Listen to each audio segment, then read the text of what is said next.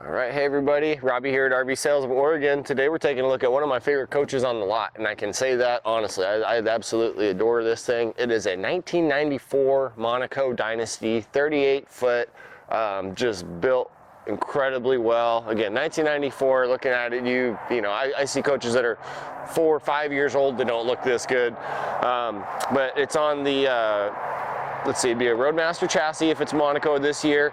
It's an 8.3 liter Cummins, so it's a Cummins ISL, which is upgraded from what was the standard option. These were supposed to be 5.9 Cummins, but this is the 8.3 liter, very renowned Cummins motor. Look it up if you don't know about it. We have our generator right up front, centered. Come around and I'll show you down the side of the rig as well. This is a non-slide unit, something I really like. The floor plan works so darn well that you don't need slides on something like this. But nice fiberglass finish. All your paint's still looking good. Very minimal spots where anything's failing on paint. I'll try and point them out to you. There's one on the side there where the gel coat's faded a little. Tires are about 4 or 5 years old, so they're good. They got plenty of life on them there. I always like showing basements. Basements tell you a lot about how a coach is cared for. So this doesn't pass all the way through because your propane tank's on that far side, but you have the Joey bed that comes out about 60% of the way. And this basement door, that one's locked, so we're not going to open that one. That one's a mystery. But here we have our full pass-through storage with another Joey bed. Again, this comes out on both sides this time, about 60% of the way. So you can load up the center part of this rig really easily. While we're here, I'll have you look up, and you'll see you have this nice big long window awning, just really nice for keeping you know, fresh air coming in on a rainy day without moisture getting in, or on a hot day keeping the sun from glaring inside, but still get some fresh air in there. Gotta love those window awnings. Here we have our inverter and converter combo here, and then a shore power cord with an extension that comes with it. Easy access to your water pump, and just really easy to get to everything here. Transfer switch is right there. You have a nice little work light there so you can see what you're doing, and then your low point drains when you're going to winterize are right there and there, so couldn't get much easier to work on that stuff. And then our wash bay, simple. You don't need anything too fancy. Black and gray down below. You have a outside shower or faucet there with a nice little work light. Easy peasy. Oh, excuse me.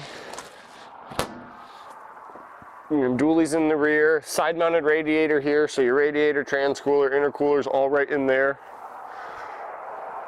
Shore power connections. Then on the back, I don't have my barrel key with me, but again, I promise you there's no radiator there. It's straight to the motor, really easy to get to belts, things like that. And then you have a 7-pin hookup down below, with also the ability to have pneumatic brakes for a trailer, and your you know, your hitch there. I think you're set up for 8,000 or 10,000 pounds as it sits right now. Backup camera up top. These rigs are a full one-piece solid fiberglass roof, so just those roofs, if taken care of, can last indefinitely, not like a rubber roof where they have a lifespan. More window awnings here, a battery bay here. We have the really big, real expensive house battery here, and then the chassis battery down below. Those are not cheap batteries, they'll last a long time. Don't let the rust concern you too much. That is just physics and chemistry, electrolysis through steel and through batteries, so it's kind of common on a battery bay. This is not a storage compartment.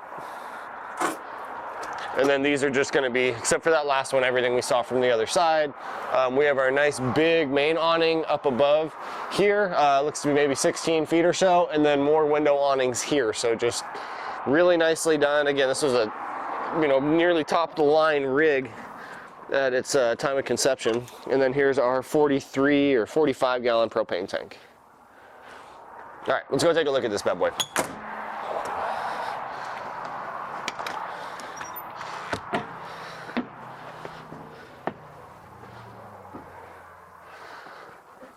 Whew. All right, so we'll start with the cockpit here. Adjustable powered seat. Probably want an updated head unit. This thing's gonna work fine, especially if you're still listening to cassettes. Maybe you want to keep it. Backup camera centered, really nice there. Your battery boost, air dump, things like that, all right here. Your leveling system is right here by my left elbow. Nice cup holder, powered mirrors there. Your cruise controls here. It's an Allison. It's definitely an Allison 6-speed. I'm not exactly sure of which Allison 6-speed, but Allison 6-speed transmission there. Even have the. This is kind of nice. You have an exhaust brake switch down by the foot. They don't do this anymore. I wish they still did. So you have an exhaust brake. Let me see. Is there a switch for it as well? Oh, cool. I guess they didn't need it. So your exhaust brake is actually a switch down here by my left foot. And then up above that, you have another switch just for your brights, which is something that was really common in you know, trucks and RVs for a long time. And then I guess they just assume people can't use 2 feet when they drive anymore. Our brains aren't big enough. But really nice. You don't have to do anything with your hands. Your brights are there, or your dimmers are there, and then your exhaust brake's right there. And it works seamlessly. Other than that, you have, you know, oil pressure, transmission temp, your boost. This thing has about 132,000 miles on it. For those of you that know this motor, don't be concerned. You should, you know, pay attention to the house at that point. The ISL is something that'll go a lot longer than that.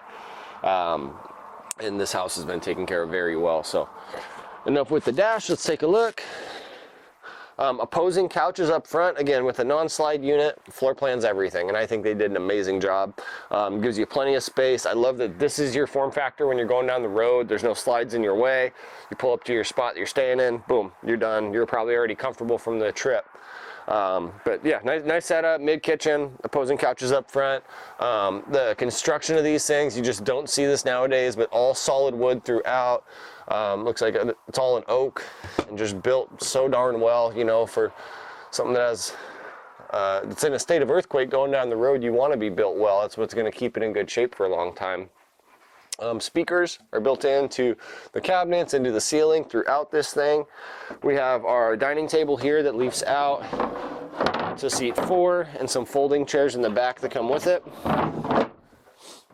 Two-way fridge by Norcold. This is propane and electric. This rig does have heat pumps on it. This is your thermostat, so you have AC on the roof, you have heat pumps, and then you also have a propane furnace for that quick heat, or if you're boondocking. Corian type counters, all solid. You can see that this is not a cutout sink, it's built into the counter. I know you can't feel how heavy that is, but it is made of some high quality stuff. And good storage throughout here. And then we have our 2-burner stove there, and that's a propane stove. Up above, we have a microwave convection oven with a hood fan and a light underneath it. I love these convections. I had to learn to love them. I always thought conventional ovens were better, but if you look at that and then look at most of these conventional ovens that go into these things, that's already bigger. And the electric is a whole lot easier to regulate temperature on than propane. So I really like those things. I've grown to love them. Good storage up here all around, plenty of kitchen storage, and then you kind of have like a wet bar here. With these Uline ice makers, I mean, I'll give you a discount if you don't want this thing because I want it. These things will produce ice faster than anybody I know can drink it. So again, perfect place for a bar since your ice is right there. More storage up above for all the fixins and things there, stir sticks, whatever you might need. Coming into the restroom, we have 2 big closets on either side. Boom, boom. A nice big centered closet. Really good fixtures that don't want me to open it. And down below, we have a microwave convection. We have a combo unit washer dryer. Great size shower.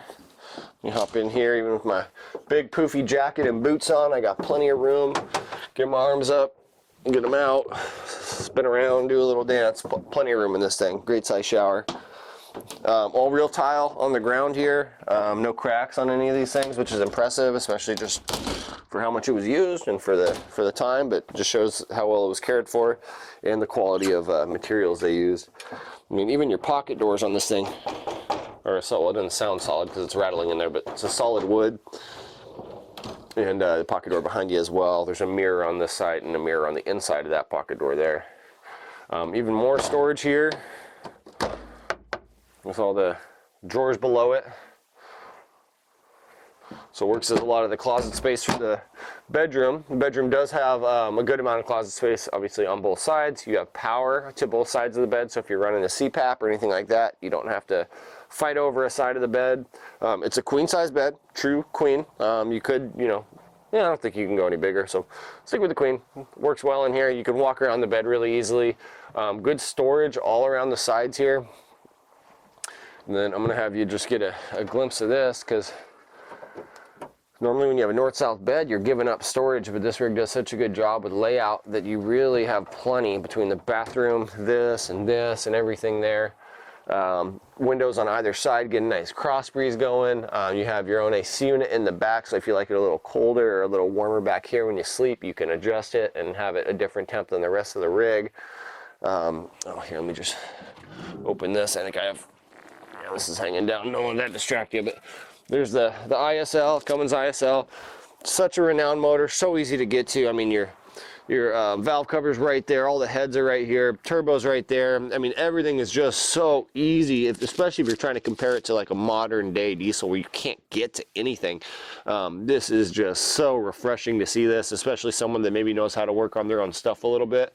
You're gonna look at this and go, okay, yeah, I can keep this motor going for another 200,000, no problem. And you should be able to, as long as you know what you're doing. Alrighty. Again, I'm gonna keep it short and sweet. I don't know how long I'm gonna have this one for. They're not making rigs like this anymore. And when you get one this clean, they typically don't stick around. But if you're watching the video, there's a chance it's still here. Again, it's a 1994 Monaco Dynasty, 38 foot with a Cummins ISL, Allison 6-speed transmission on a Roadmaster chassis. They just don't build them like this anymore. So, I mean, if you're interested, give me a call. There's a chance I still have it, but this kind of rig goes quick, especially at the price I have it at. So hope y'all enjoyed the video, and if you're interested, give me a shout. Hopefully it's still here. Y'all take care. Bye.